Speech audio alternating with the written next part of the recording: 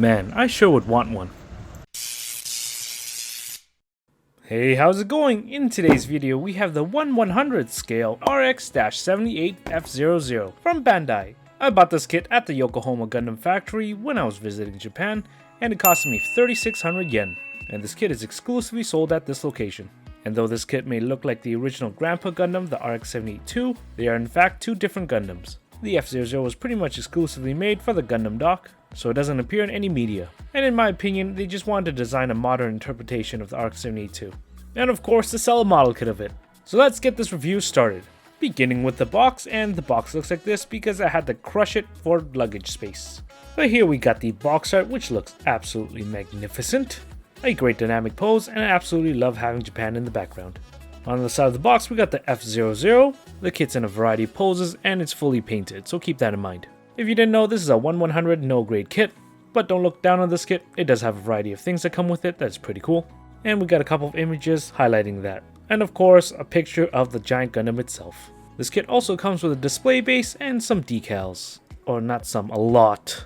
And I'll show you how much soon. On the other side of the box, we got the Gundam Factory Yokohama illustration, pretty good. A lot of description of the build and the kit itself. And of course, we have a neutral pose of the kit, unpainted, with a front and back view. But enough of this box, let's take a look at the kit itself. And here's the kit, straight build, with panel lining and all the stickers applied. And I gotta say, there's a lot of panel lining and a lot of sticker usage. We'll start off with the stickers first. There is so much. We have these gray sets of stickers, which are used with all the corners, and I don't really like them because stickers around corners are inherently just pretty bad. They don't fit perfectly, and with the edges showing, I do feel like they'll just come off. Though those gray stickers do help break up all that white. But there's just so much of them. Additionally, the kit also comes with some decal stickers. They apply better than the gray stickers, they don't really curve and contour everywhere. And though there's a lot of stickers, it does add a lot of detail onto the kit. But as you see with the decals, they do leave a border around, especially on parts that aren't white. Also, certain areas of the kit, you have to choose between the gray or the normal decals, as some of the gray do have the warning symbols on them. And this is just based on preference. As a no grade, it's actually very easy to build, there's not that many runners. And after you are finished, you are only left with one runner, which is pretty much for the polycaps. These are all extras, you don't even need it, the manual even says so you can just throw it out. The kit didn't leave any bad nub marks, surprisingly. And for that price, 3,600 yen, I highly recommend it for beginners. Just appearance alone, it looks absolutely amazing. A great 1/100 representation of that giant robot you see on the dock. And despite being two different mobile suits, I love the callback to the RX-78-2.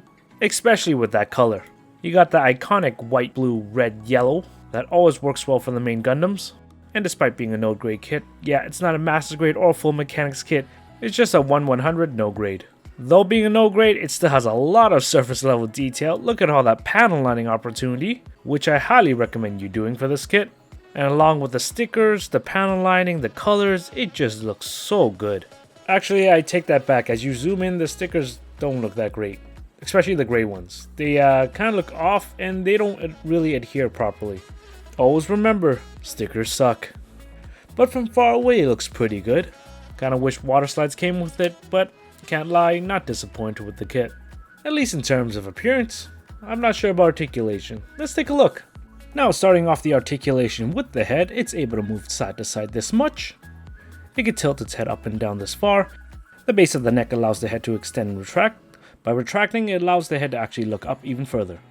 And of course, the head can do a basic 360.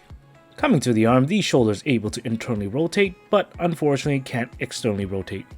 And the arm is able to perform a 360 rotation. Coming to the shoulder pauldrons, it's able to rotate forward and back, and the front flap in the front of the shoulder pauldrons can move up and down. Next up, the arm has a pretty good abduction, and once raising the arm past 90 degrees, you can see that the shoulder joint comes out a little bit more. And though this kit doesn't have an upper bicep rotation, it can do a rotation near the elbow. The elbow allows a hyperextension, oh that's gonna hurt, and it could bend this far, which is pretty good considering it's not double jointed. Hand is on a ball and socket joint, allowing it to 360 rotate and swivel about. Coming to the torso, we got a very minimal side bend, as well as a back extension and ab crunch. And the torso can full 360 rotate. Coming to the side skirts, they're on a ball and socket joint as well, allowing it to 360 rotate and wiggle about. And you'll be happy to know that they never fell off when I was working with this kit. As for the front skirts, they're on a ball joint, allowing it to flip up and down and wiggle around. The front skirts have also never fallen off on me, which is pretty good. And coming to the back skirts, they're stuck together, only allowing it to flip up and down, ever so slightly. Now coming to the legs, I'm just going to move the side skirts. You can see the side skirts kind of inhibiting it, but it almost pulls it off. Without the side skirts, it could definitely do a full split.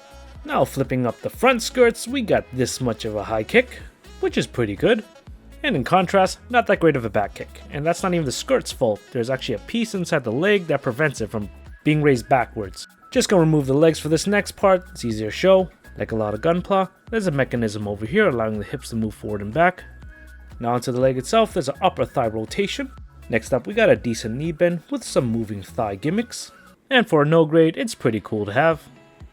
Coming down to the ankles, we got a pretty good extension and excellent dorsiflexion. The ankle itself is also able to move forward and back, and the ankle armor can move up and down. Lastly, we have the foot, which is able to pivot side to side pretty well, and of course can do a 360 rotation. Overall, in terms of articulation, keep in mind this is a no-grade kit. Shoulder mobility in terms of internal-external rotation is lacking, torso's kinda stiff, and the skirts do get in the way of a lot of the movement. Despite having some limited range of motion, it still pulls off a lot of variety of poses really well. And the joints are very solid, meaning the kit could actually hold poses. So in my personal opinion, the articulation is decent. Now as for extras and accessories, you saw a bit of it already. So firstly, let's take a look at that display base. And you'll be happy to know it does come with the kit. And to remove the Gundam off of the display base, just simply slide the base down. You'll be happy to know the attachment point is very easy to attach, while also having a solid connection. The reason we're taking a look at the display base first is because of the utility it provides, such as this small piece which covers the attachment point on its butthole. You can also store all the extra hands you get, this way you don't lose them. There's even a slot here for the action base connector, and a slot for the piece of the armor that goes on the forearms when you attach the shield. In addition to storing extra parts, you can also store the equipment for the Gundam. This, along with the details on the display base itself, does a good job making it look not so boring and generic. There's a slot on the back of the display base for the shield. In addition, there's a peg on the right side for the rifle. And you'll be happy to know whether it's the shield or the beam rifle or any of the accessories, all the connections are very solid and they don't fall off. I personally like the display base a lot. It has a lot of usage and it looks pretty good.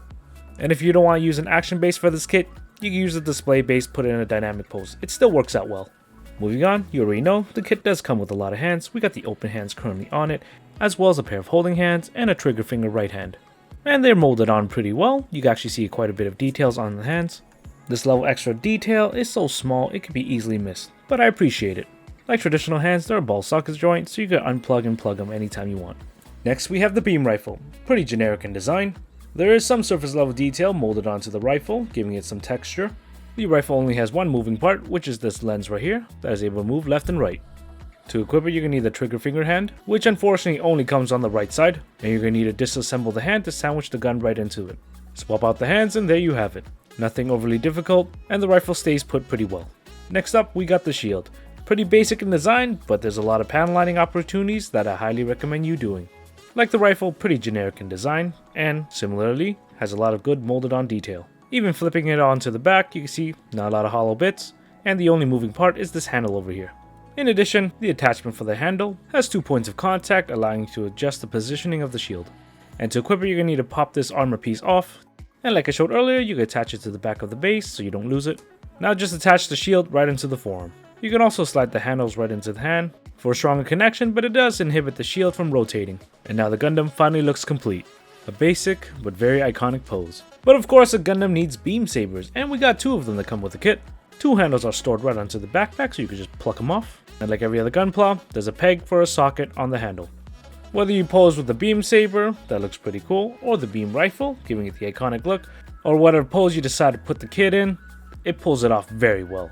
But say you want more dynamic poses, it does come with an action base adapter that just slots right in there. Get yourself an action base, I'm using the action base one, not included, and pose the kit in any way you want it to be. The joints are very solid, so nothing fell off, and it's pretty easy to work with. I personally had a blast playing around with this, and I bet you would too. Did I also mention how solid this kit is? As you can see, I went absolutely crazy with the shake test. This is all in real time, no need for sound effects or anything, I'm just going wild with this, and nothing has fallen off whatsoever. That's pretty badass. Now in terms of size, the kit itself only stands about 7.5 inches, or around 19 centimeters. And with the base it's 8, or 20.3 centimeters, followed by wingspan which is also 8 inches. Now as for size comparison, here it is next to the entry grade RX-78, followed by the master grade RX-72 3.0. A kit of comparable size, and it's good to actually use them as a comparison considering one is a lot newer. They're both pretty close to the same size. There's definitely more surface level detail and panel lining on the F00. So what are your thoughts? Which Gundam appeals to you more? Next up we got a master grade Zaku 2 and a high-end mass model Lightning Sykes Irvine Special. And here's a real grade God Gundam. Then we got Haro, Doraemon, DK, a doggy toy, an unbuilt Space Marine Predator, and a Horus Heresy Legiones Astartes battle group. And here it is for shelf presence. Nothing too crazy, it's the same size as master grade, so it doesn't take that much room. So concludes my review. What are my final thoughts for the F00? Appearance wise, I think it looks absolutely fantastic until you zoom in and you see all the crappy stickers. Oh my god, I hate stickers. But still a pretty good looking kit. Overall articulation is pretty decent. There are some parts that are pretty bad, such as the shoulders and the torso. Then you have some pretty good articulation in the legs. Still able to pull off a variety of poses, and the kit's quite solid, so it helps being able to hold off those poses. There's a decent amount of accessories and extras. I absolutely love the display base. Combined with the easy build and low price of 3,600 yen, I think this kit is absolutely worth it. And the only unfortunate thing is that this kit can only be bought at the Yokohama Gundam factory, I believe. And like I said before, I believe that will be closing in 2024. I'm not sure if they're actually going to keep selling this kit, so if you do have a chance and you go to Japan, I highly recommend getting it. But hey, thanks for watching my video. I hope you like it. I enjoy making it. Do you think this is a good kit to add to your collection? And do you think they'll actually stop selling this kit? Let me know what you think. I also have 2 more exclusive Yokohama kits I'm currently working on. The 1/40th scale bust model of the F00, as well as the 1/40th scale Mega Size F00. So if you're curious, check back in the future. Thanks again for watching. Take care. Bye.